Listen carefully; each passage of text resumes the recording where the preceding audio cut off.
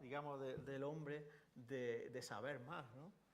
De entender por qué si estamos aquí, en nuestro sistema solar, y hay un planeta al lado nuestro que es muy parecido al nuestro, ¿por qué nosotros estamos aquí y allí no hay nadie, ¿no? Por ejemplo, ¿no? Desde un punto de vista, o sea, yo creo que desde el punto de vista del pensamiento humano, la ciencia que se hace con Curiosity, y por eso, bueno, ahora voy a contar una anécdota sobre por qué se llama Curiosity, ¿no? El Curiosity, digamos que abarca, digamos, esa necesidad desde el punto de vista científico de entender qué pasó en un planeta como Marte, tan cercano al nuestro, tan parecido al nuestro en muchos sentidos, y que sin embargo está tan desértico, ¿no? Cuando uno mira las imágenes de Marte, está totalmente desolado, ¿no? E incluso, bueno, hay gente que piensa que la vida... hay una cosa muy interesante, y es que Marte, que es un planeta más pequeño que la Tierra, al ser más pequeño que la Tierra, se enfrió antes que la Tierra. De manera que si hubo vida en Marte, seguramente la hubo antes que la Tierra. O sea, digamos que desde que se formó la Tierra hasta que emergió la vida, pasaron unos 600 millones de años, pues seguramente, o sea, la Tierra y Marte se formaron a la vez, pero Marte se enfrió muchísimo antes que la Tierra, por su tamaño y por su distancia al Sol. Pues seguramente si hubo vida y emergió la vida en los dos sitios, digamos 600 años después en la Tierra fue 600 años después de su origen, quizá en Marte fue 300 millones de años antes, pues posiblemente la vida en Marte se originó muchísimos millones de años antes que en la Tierra y desapareció. Entonces, una hipótesis que hay es que un meteorito o cualquier cometa impactó contra Marte y trajo la vida de Marte a la Tierra. Es decir, que somos marcianos. En origen, ¿no? Eso es una hipótesis que existe y que, bueno, explorando Marte, pues nos puede dar información sobre ese tipo de cosas, ¿no? Iba a decir otra cosa que se me ha olvidado. Se me ha cruzado. Pero bueno, sí. Bueno, sí, lo de Curiosity, ¿no? ¿Por qué se llama Curiosity? Bueno, el proyecto durante muchos años se ha llamado Mars Science Laboratory, se sigue llamando así el proyecto, pero NASA, un año y medio antes de que se lanzara, esto se lanzó en noviembre de hace 2 años, llegó a Marte a los 9 meses, el 6 de agosto del año pasado, pues un año y medio antes del lanzamiento pensó que Mars Science Laboratory no era un nombre muy catching, como dicen ellos, ¿no? Que un nombre muy atractivo, ¿no? Entonces pensaron, bueno, ¿qué podemos hacer, no? Y se le ocurrió, pues, lo mejor que se le puede ocurrir a alguien, pedirle a los niños, de los colegios, que le pusieran un nombre al rover, ¿no? Entonces hicieron un concurso en todo Estados Unidos en el que los niños, mediante una redacción, proponían un nombre y explicaban por qué pensaban que ese debía ser el nombre para el rover, ¿no? Entonces ganó una niña de Nueva Jersey y entonces el nombre de Curiosity lo puso ella. Muy interesante, curioso.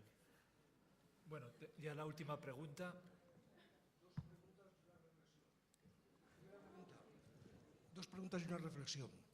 Primera pregunta, el tipo de vida que estamos buscando es un tipo de vida orgánico, por lo que estoy viendo. Sí. Es decir, no pensamos para nada en absoluto en algún otro tipo de vida de cualquier otra naturaleza. Pensando que la vida humana, la vida cerebral, son impulsos eléctricos, no puede haber otro tipo de vida de este tipo, por ejemplo, que sean simplemente impulsos eléctricos, impulsos mentales o algo por el estilo. Esa es la primera pregunta. La segunda es la siguiente. En el enigma de Drake se plantean diferentes circunstancias que se tienen que dar para esto, para esto, para esto y para esto. La cuestión que yo me planteo es la siguiente. Resumiendo muy rápidamente, es decir, el universo se crea hace 15.000 millones de años. Es el Big Bang. La Tierra se crea hace unos 4.000 millones de años. Es cuando empiezan a suceder lo que se llama las circunstancias aproximadas para la vida. Y la vida humana como tal, es decir, la vida humana inteligente del hombre, más o menos se calcula en un año, en 1,5 millones de años. Es decir, tenemos una cantidad de factores y de probabilidades de que haya vidas de otro tipo muy impresionantes y a lo largo de esos 15.000 millones de años en el sistema es decir, completamente. Sí, sí. Es decir, ¿qué otras posibilidades puede haber? Y la reflexión es, yo me he quedado apabullado cuando ha dicho usted que la próxima investigación son 3 trillones de dólares. Para salvar el hambre en el mundo se necesitan 50.000 millones de dólares. Creo que es, no sé si una décima parte, una centésima parte, una milésima parte. Yo es que soy de letras. Ya con tantos números se me va. Y ya que estamos hablando de cristianismo y de ciencia, es como cuando vamos a misa, rezamos a lo alto de la cúpula donde está Cristo clavado en la cruz y nos olvidamos del que está a nuestro lado. Esa es la cuestión. Si viniese un extraterrestre aquí a la Tierra, diría como Asterix, estos romanos están locos. Gracias. Bueno, la primera pregunta, lo de la materia orgánica, ¿no? Pues sí, o sea, el problema es que cuando uno busca, por ejemplo, vida en Marte, ¿no? Es cierto que tiene que llevar una serie de instrumentación, ¿no? O sea, la ciencia espacial, digamos, el desarrollo de tecnología espacial es muy complicado, ¿no? De hecho, todo lo que vuela, todo lo que va al espacio, siempre lleva varios años de retraso en cuanto a su desarrollo tecnológico, porque todo lo que se desarrolla debe ser validado, pasa por muchísimos procesos, hasta que se considera que es apto para el espacio. O sea, de hecho, una radio, si usted volara una radio al espacio, no le costaría 5 euros en el chino. Quiero decir, que no podría volar esa radio porque se destrozaría, ¿no? Esa radio pues, le costaría muchísimo dinero, ¿no? Entonces, bueno, no sé lo que cuestan los coches de Fórmula 1, ¿eh? pero los coches de Fórmula 1 también son muy caros. Son muy parecidos a la tecnología espacial en ese sentido, ¿no? Porque coches como el de Fernando Alonso, pues hay 3 o 4, ¿no? Y entonces todo lo que se hace exclusivo, pues es muy caro, ¿no? La ciencia espacial es muy exclusiva en ese sentido, solo se hace uno o como mucho 2, una réplica por si falla algo para enviar al espacio. Entonces, bueno, pues cuando uno manda algo al espacio que cuesta tanto trabajo, ¿no? En su desarrollo tecnológico, el pasar todos los test que tiene que pasar, cuando uno desarrolla algo para el espacio, quiere al menos tener una fiabilidad de que lo que va a lanzar o lo que va a llevar al espacio le va a producir unos resultados, ¿no? Para que luego la gente no critique que se ha gastado el dinero en ciencia para no hacer nada, ¿no? Y bueno, pues una de las cosas es que si vas a mandar algo para buscar vida al espacio, lo normal es que bases tu instrumento en algo que se conoce, ¿no? Sabemos cómo es la vida, ¿no? Hay muchas razones para pensar que la molécula de carbono, lo que he comentado, ¿no? La molécula de carbono es útil, o sea, es muy útil es como un ladrillo básico a la hora de crear la vida, ¿no? De formar la vida, ¿no? Entonces, bueno, de todas formas,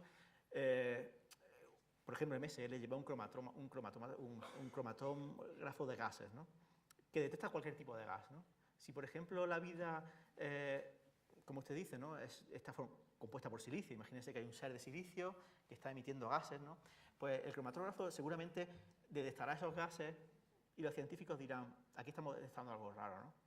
De manera que tampoco hace falta que el instrumento sea diseñado para la vida, ¿no? Si de repente vemos que hay una emisión de azufre que es rara y que geológicamente no se puede explicar, pues los científicos no dudarán en pensar que puede haber otra cosa, por ejemplo, un ser vivo que lo esté emitiendo, ¿no? De manera que, claro, lo lógico es primero mirar a lo que conoces, pero estoy seguro de que si, por ejemplo, con el Curiosity se descubre algo que es desconocido, pues se buscarán todas las opciones, todas las posibilidades, y si el ser que lo produce, por ejemplo, no es orgánico, pues se verá que no es orgánico, ¿no? Y entonces la próxima misión pues llegará algo para detectar ese tipo de ser, ¿no? Pero, claro, estoy de acuerdo con usted, que se debe de partir de algo conocido, ¿no? Porque de otra manera es muy difícil, ¿no?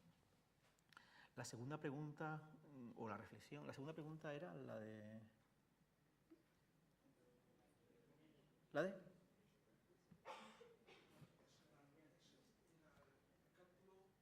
Ah, sí, lo del cálculo de Drake. Sí, estoy de acuerdo con usted. Sí, no, el cálculo lo que yo he hecho aquí ha sido, bueno, hacer un cálculo así a grosso modo, ¿no? Basándome siempre en 1/1000, ¿no? Pero es cierto, lo he comentado antes, ¿no? Que lo que pensaba Fermi en un principio, ¿no? Fermi decía, bueno, el Sol es una estrella que es relativamente joven, ¿no?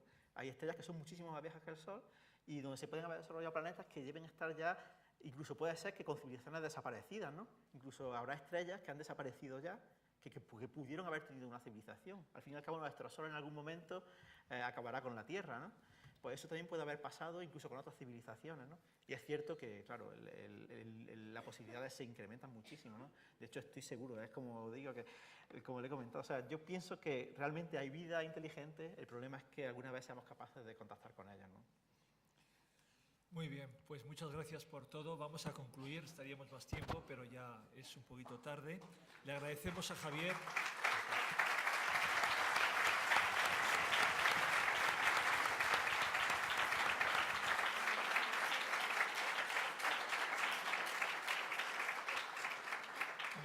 No va a poder disfrutar mucho de Burgos, porque tiene que coger ahora media hora. Que tengas buen viaje. Y a ustedes les convocamos para mañana, tercer y último día de las jornadas. El tema es: ¿y si hubiera vida humana en otros planetas, qué posibilidad de salvación? Será a cargo de Eloy Bueno de la Fuente, sacerdote y profesor de la Facultad de Teología. Nada más. Buenas noches, que descansen y hasta mañana. Muchas gracias. Bien, muchas gracias. ¿Qué te ha parecido? ¿Te ha parecido?